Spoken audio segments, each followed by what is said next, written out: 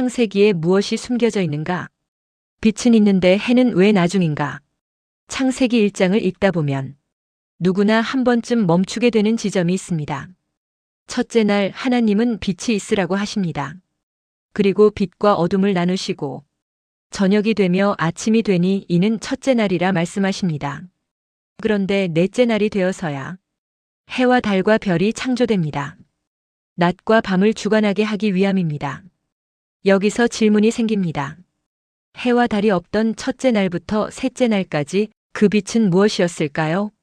무엇으로 낮과 밤이 구분되었을까요? 이 순서를 문자 그대로만 읽으면 창세기 1장은 분명 모순처럼 보입니다. 그래서 이 질문은 피할 문제가 아니라 반드시 짚고 넘어가야 할 출발점이 됩니다. 의문 이 태양 없는 날은 무엇인가?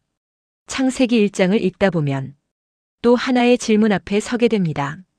저녁이 되며 아침이 되니 이는 첫째 날이라. 그러나 태양은 넷째 날에야 창조됩니다.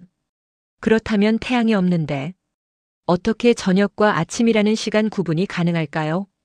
이 날은 우리가 아는 지구 자전 기준의 하루일까요? 아니면 전혀 다른 기준일까요? 만약 태양이 시간의 기준이라면 첫째 날부터 셋째 날까지의 날은 설명되지 않습니다. 그래서 질문은 이렇게 바뀝니다. 창세기 1장이 말하는 날은 물리적 시간의 정의일까요? 아니면 하나님이 정하신 다른 기준일까요? 첫째 날의 빛은 무엇인가? 첫째 날 하나님은 빛이 있으라 하시고 그 빛으로 낮과 밤을 나누셨습니다. 그러나 해와 달과 별은 넷째 날에 등장합니다.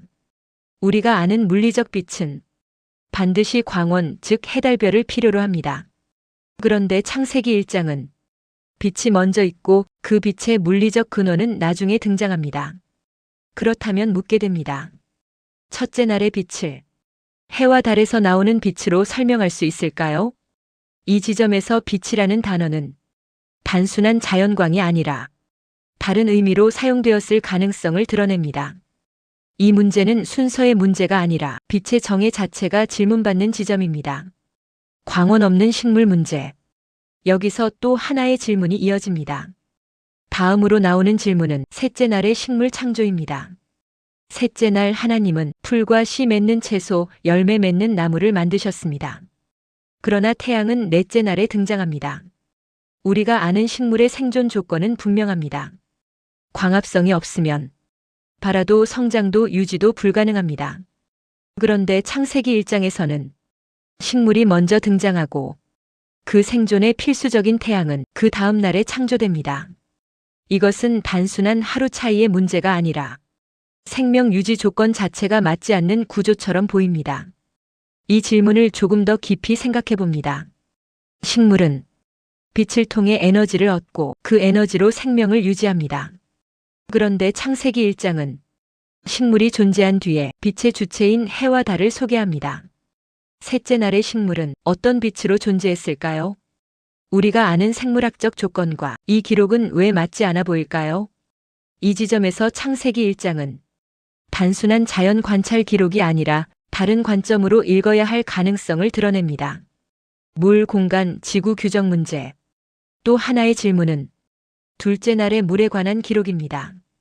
둘째 날 하나님은 물을 궁창 위의 물과 궁창 아래의 물로 나누십니다. 셋째 날이 되면 아래의 물을 한 곳으로 모아 바다라 부르십니다. 그렇다면 묻게 됩니다. 둘째 날에 존재하던 위의 물은 어디로 간 것일까요?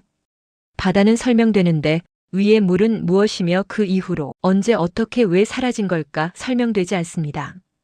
공간 구조는 제시되었지만 그 실체는 남겨진 채로 사라집니다. 하늘과 땅의 개념 문제, 이 질문들은 점점 확장됩니다. 셋째 날 식물이 등장하지만 그 식물이 존재할 공간에 대한 설명은 없습니다. 지구는 우주 질서 안에서 해달별과 같은 천체에 속하는데 해와 달과 별은 넷째 날에야 등장합니다. 그렇다면 셋째 날의 식물들은 어디에 존재하고 있었을까요?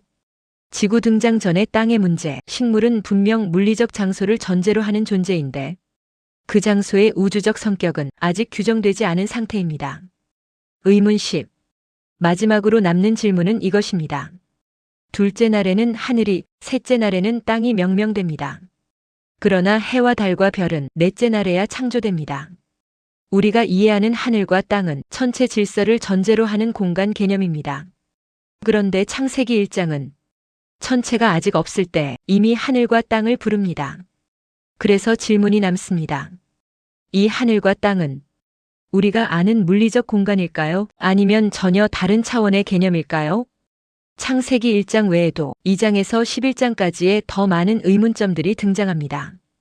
에덴 동상, 생명나무, 선악을 알게 하는 나무, 뱀, 내강, 그룹들, 화염검, 노아의 홍수, 바벨탑, 네피림 등등 이 모든 것은 인으로 봉한 것처럼 오늘날 우리에게는 의문들로 남아 묻혀있는 비밀과 같습니다. 때가 되어서 창세기 1장을 열어주신 하나님께서 이제는 인류에게 성경을 아는 생명수를 주시어서 살 길을 활짝 열어주실 것입니다. 그래서 창세기 1장은 어떻게 읽어야 할까? 질문이 끝나고 방향이 보이는 지점, 지금까지 창세기 1장에서 나타나는 의문점 12가지 이상을 살펴봤습니다. 빛은 있는데 해는 나중에 등장하고 태양 없는 저녁과 아침이 반복되며 식물은 광원보다 먼저 나타납니다. 위의 물은 설명되지 않고 지구가 규정되기 전에 식물은 먼저 존재합니다. 하늘과 땅은 천체보다 먼저 명명됩니다. 이 질문들은 창세기 1장을 부정하기 위해 나온 것이 아닙니다. 오히려 하나의 방향으로 우리를 데려갑니다. 창세기 1장은 물리적 설명서가 아니라 구조로 주어진 계시라는 점입니다.